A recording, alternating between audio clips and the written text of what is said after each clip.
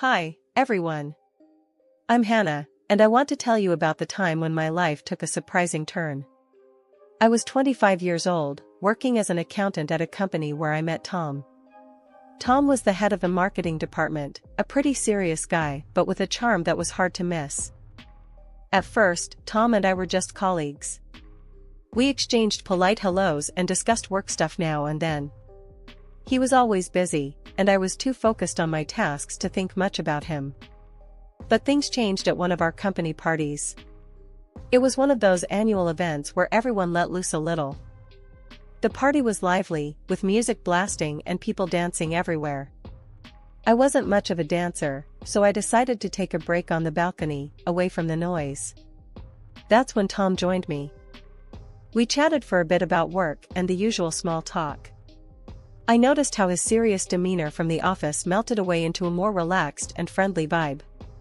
We started talking about our lives outside work, our interests, and what we liked to do for fun. "So, what do you do for fun, Tom? I can't imagine you being anything but serious," I teased.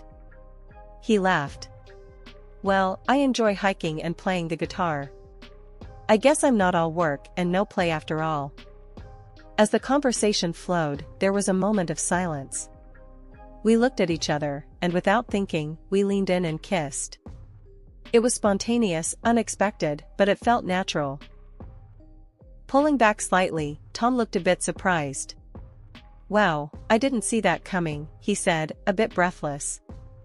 "Me neither," I admitted, feeling a mix of excitement and nervousness. "But it felt right, didn't it?" "Yeah, it did," he agreed, smiling. The next day at work, there was a different energy between us. We started spending more time together, having lunch, and going for coffee breaks. Our first date was simple yet perfect. We went to a cozy little restaurant downtown. We talked for hours about everything, our childhood, our dreams, our fears. It felt like we had known each other forever. 2 years flew by, filled with countless memories and shared moments. One day, Tom suggested we take a trip to Hawaii. I was thrilled. Little did I know, he had something big planned. On the last evening of our trip, as the sun set on the beautiful beach, Tom got down on one knee and pulled out a ring. "Hannah, you've made me happier than I ever thought possible. Will you marry me?" I was overwhelmed with emotion. "Yes, Tom, I will," I said, tears of joy streaming down my face. We returned home, and the preparations for our wedding began. It was a whirlwind of excitement and planning. Tom introduced me to his parents, Nancy and John. They were a kind and welcoming couple, and I felt instantly at ease with them. We had a simple wedding, but filled with lots of laughter and joy, especially thanks to Tom's huge, fun-loving family. I never knew he had so many relatives who loved to party. After the wedding, Tom moved into my house, the one I inherited from my grandfather. It wasn't huge, but it was cozy, and I loved it. Tom insisted I become a housewife, and after thinking it over, I agreed. The idea of taking care of our home and spending more time with Tom sounded nice. The first 6 months of our marriage were like a dream. We were inseparable, spending every moment together. We'd go for long walks, binge-watch our favorite shows, and just enjoy each other's company. The house felt so peaceful, and I loved making it our own little nest. Tom's parents, Nancy and John, started visiting us more often. They'd drop by unannounced, but I didn't mind too much at first. It was nice having them around, and they seemed to enjoy our company too. They often talked about their small rented apartment and how cramped it was. One evening, while we were having dinner, Nancy sighed heavily. "I just wish we had more space, you know? That apartment is just so tiny." John nodded in agreement. "Yeah, it's getting a bit claustrophobic." I tried to be sympathetic. "I'm sure it's not that bad. At least you have each other, right?" They laughed, but I could tell they weren't entirely happy with their living situation. Still, I didn't think much of it at the time. I was too focused on enjoying my life with Tom. As the weeks went by, Tom's parents continued to visit frequently. They'd stay for dinner and often hinted about how nice it would be to live in a bigger place. I tried to brush it off, focusing on the positive aspects of our time together. One afternoon, while I was preparing dinner, Nancy dropped by unexpectedly. "Hi Hannah, I thought I'd keep you company while you cook." "Sure, Nancy. I could use the company," I replied, trying to sound cheerful. She wandered around the kitchen, looking at everything. "You know, this house is really nice. So much space and so cozy." "Thanks, Nancy. I really love it here." She sighed again. "Our place is just so small. It's hard to even move around sometimes." I felt a bit uncomfortable but didn't say anything. I didn't want to be rude. After all, they were Tom's parents, and I wanted to keep the peace. As the months passed, I noticed Tom was spending more time talking about his parents and their living situation. He'd bring it up during our dinners and casual conversations. "Hannah, my parents really struggle in that tiny apartment. It's not fair for them, you know?" "I get it, Tom. But they seem to manage, right?" "Yeah, but still, I wish there was more we could do for them." I nodded, not knowing what else to say. I wanted to support Tom, but I also didn't want to disrupt the peace and comfort of our home. I hoped things would just work themselves out. One day, Tom came home and casually said, "Hannah, my parents need to stay with us for a couple of weeks. Their apartment is getting renovated." I blinked, a bit taken aback, but wanting to be supportive. "All right, Tom, I guess we can handle that," I replied, trying to stay positive. I figured I could get along with Nancy and John, since they seemed nice enough. A few days later, I saw a massive truck pull up outside our house. Movers started unloading a ton of furniture and boxes. I stood there, watching in disbelief as they filled our house with their stuff. "What's all this?" I muttered to myself, feeling a knot tighten in my stomach. Nancy and John arrived soon after, looking cheerful. "Thanks for letting us stay, Hannah," Nancy said, patting me on the shoulder. I forced a smile. "Sure, but why didn't you rent a storage room for all this stuff?" Nancy waved her hand dismissively. "Oh, I don't trust strangers with my things. It's just for a couple of weeks." I nodded, trying to hide my growing unease. For the first few days, they were polite and thanked me for letting them stay. I even started to relax a bit, thinking maybe it wouldn't be so bad after all. Tom suggested we have a family dinner to welcome them properly. I agreed, thinking it might help ease the tension. The night of the dinner, I worked hard to make everything perfect. I cooked a nice meal and set the table nicely. As we all sat down, Nancy and John seemed pleased. "Thank you, Hannah, this is lovely," Nancy said, smiling. I smiled back, feeling a bit more at ease. "I'm glad you like it. Welcome to our home." The dinner went smoothly, with everyone chatting and laughing. I started to think maybe this arrangement could work after all. Tom's parents seemed grateful, and I hoped we could all get along well during their stay. But as the days went by, I couldn't shake off the feeling of being overwhelmed by all their stuff crowding our house. Every room seemed to be filled with their belongings, and it felt like our space was shrinking. I tried to stay positive, reminding myself it was only for a few weeks. Despite the growing clutter, I continued to focus on keeping the peace. I cleaned up after them, cooked their meals, and tried to be a good hostess. Tom seemed pleased with how things were going, which helped me stay positive. One evening, as I was cleaning up after dinner, Tom came into the kitchen. "Hannah, thanks for making this work. I know it's not easy having my parents here." I wiped my hands on a towel and smiled at him. "I'm doing my best, Tom. I just hope it's only for a couple of weeks like you said." "It will be, I promise," he assured me. I nodded, feeling a bit reassured. I hoped Tom was right and that this arrangement would be temporary. I could handle a few weeks, I told myself. As the days passed, I tried to focus on the positives. Nancy and John were generally polite and tried to be helpful in their own way. We had a few more family dinners, and I made an effort to include them in our daily routines. One morning, I decided to take a break from the house and go for a walk. I needed some fresh air and a bit of time to myself. As I walked around the neighborhood, I thought about how much our lives had changed in just a few days. When I got back home, Nancy was in the kitchen, making coffee. "Morning, Hannah. How was your walk?" "It was nice, thanks," I replied, feeling a bit more refreshed. She smiled. "Good. I'm thinking of baking some cookies later. Would you like some?" I appreciated the gesture. "Sure, that sounds great, Nancy." As I went about my day, I reminded myself that this was just a temporary situation. I could handle a few weeks of extra company and clutter. It wasn't ideal, but it was manageable.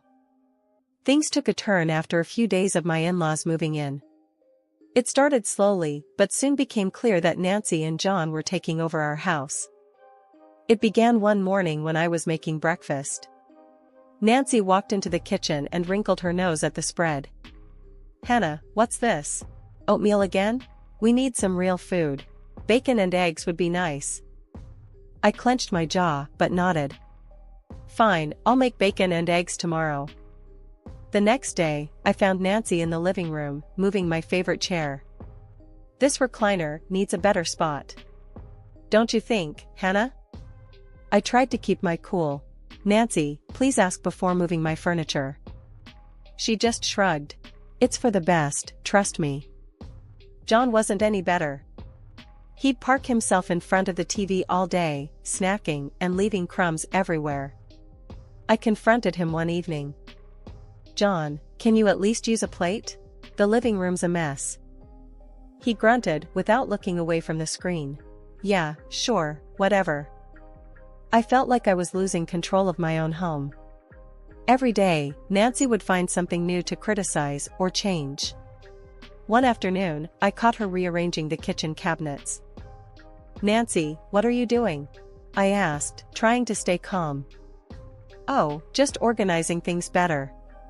Your system is a bit chaotic." It was getting harder to keep my patience. I talked to Tom about it that evening. "Tom, your parents are taking over. They're changing everything and making a mess." He sighed, looking annoyed. "Hannah, they're just trying to help. Can't you just let it go?" I couldn't believe his attitude. It was like he didn't care about how I felt. I decided to try and manage things on my own, hoping they'd eventually leave as promised. The next morning, Nancy decided to critique my cleaning. "Hannah, this house is dusty. Can't you do a better job?" I bit back my frustration. "I clean every day, Nancy. Maybe you could help out?" "Help out? I'm a guest here, remember?" I walked away before I said something I'd regret. I was feeling more like a maid than a hostess. John was no help either. He'd leave dirty dishes everywhere, expecting me to clean up after him. One day, I found Nancy going through my closet. "What are you doing in here?" She didn't even look guilty. "Just seeing if you have something I can borrow. We're about the same size."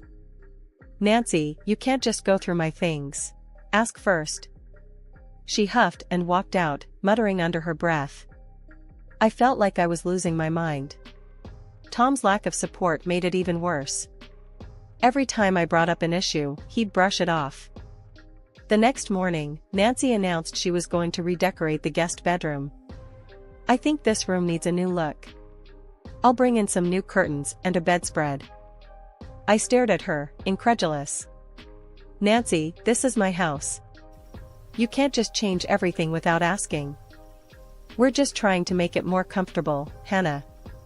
You should be grateful." I felt a wave of anger and frustration, but decided to walk away. I needed to find a way to regain control of my home and my life. I hoped Tom would eventually see reason, but I wasn't holding my breath. Things had gone from bad to worse. Nancy, my mother-in-law, started taking my bank card without even asking. One day, I noticed charges on my account that I didn't make. It was Nancy, buying things for herself. I confronted her about it.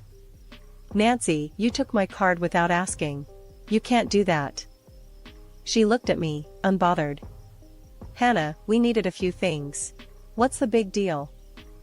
It's my card, Nancy. You need to ask first. She shrugged and walked away, leaving me fuming.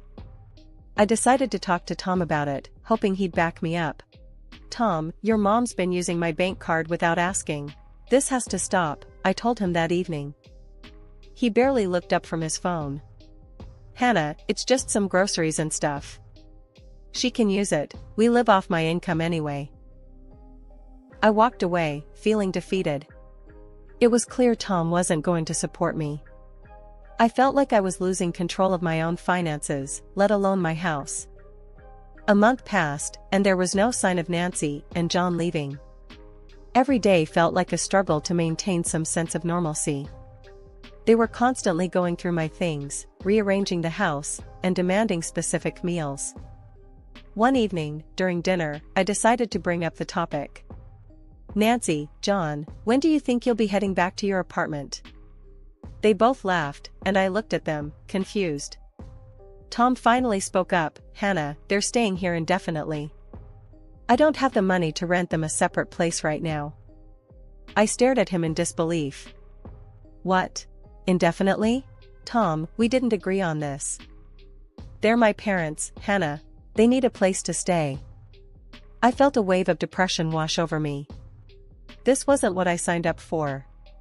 Now I was stuck serving my in-laws, who acted like they owned the place. The kitchen was another battleground. Nancy had specific demands for meals and wasn't shy about making them known. Hannah, I want roast beef for dinner tonight. Make sure it's done right, she instructed one morning. I bit my tongue, trying to stay calm.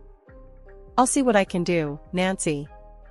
Every day felt like a struggle to keep my sanity. Tom was no help, constantly siding with his parents. I felt trapped in my own home, forced to cater to people who treated me like a servant. One evening, I decided I'd had enough. I needed to confront Tom and make him understand how miserable I was. Tom, this can't go on.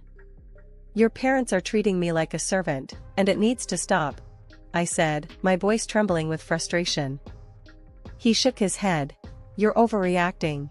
Just deal with it. I felt tears of frustration welling up, but held them back. It was clear Tom wasn't going to change his stance. I knew I had to find a way to stand up for myself and take back control of my life. As the days went on, I tried to set firmer boundaries with Nancy and John, but it felt like a losing battle.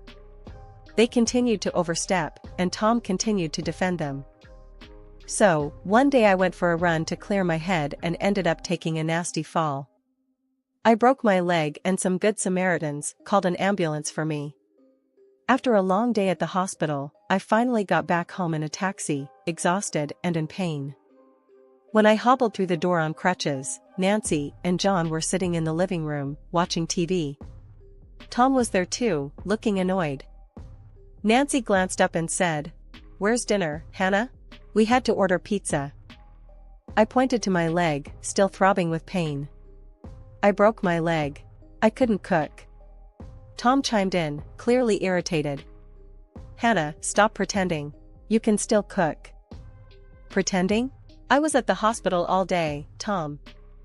I shouted, feeling the frustration boiling over. No need to get dramatic, Nancy said, turning back to the TV. I was forced to cook dinner on crutches the next day. It was a struggle, but I managed to get something on the table. Nancy and John still found reasons to complain. A few days later, we were having dinner when Nancy dropped another bombshell. We've invited our relatives over for Thanksgiving. Since you're laid up with that leg, you should move out for a couple of weeks. They'll need the space. I stared at her in disbelief. You want me to leave my own house? John nodded. It's just for a couple of weeks, Hannah. You'll be in the way with that leg. Tom just sat there, not saying a word. I looked at him, hoping for some support, but he avoided my gaze. You can't be serious, I said, feeling my patience snap. This is my house. I'm not going anywhere. Nancy crossed her arms, looking defiant. We've already told them they can stay here. I felt a surge of anger.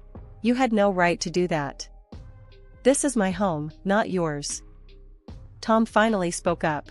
Hannah, just do it. It's only temporary. I couldn't believe what I was hearing. You expect me to leave my house so your relatives can stay here? With my broken leg? You're being difficult, Hannah, Nancy said, her voice cold. I felt my blood boil, but then a strange calm washed over me. I smiled, feeling a surge of strength. No, Nancy, you get out of my house. Tom exploded. Hannah, you're a freeloader. You live off my money. If you don't do what my parents say, I'll divorce you.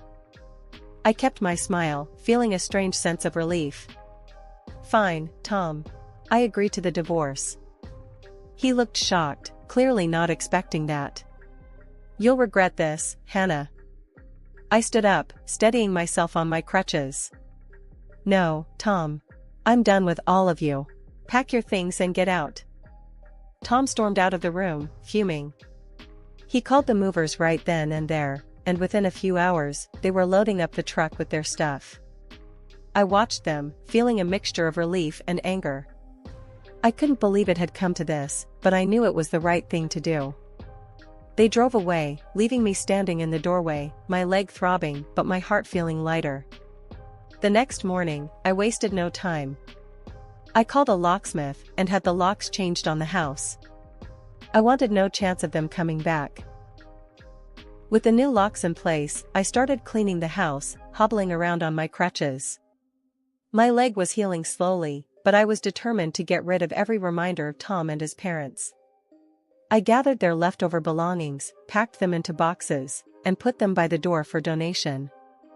It was hard work, and I had to take frequent breaks, but each time I sat down, I felt a bit more at peace. I went through each room, removing anything that reminded me of them.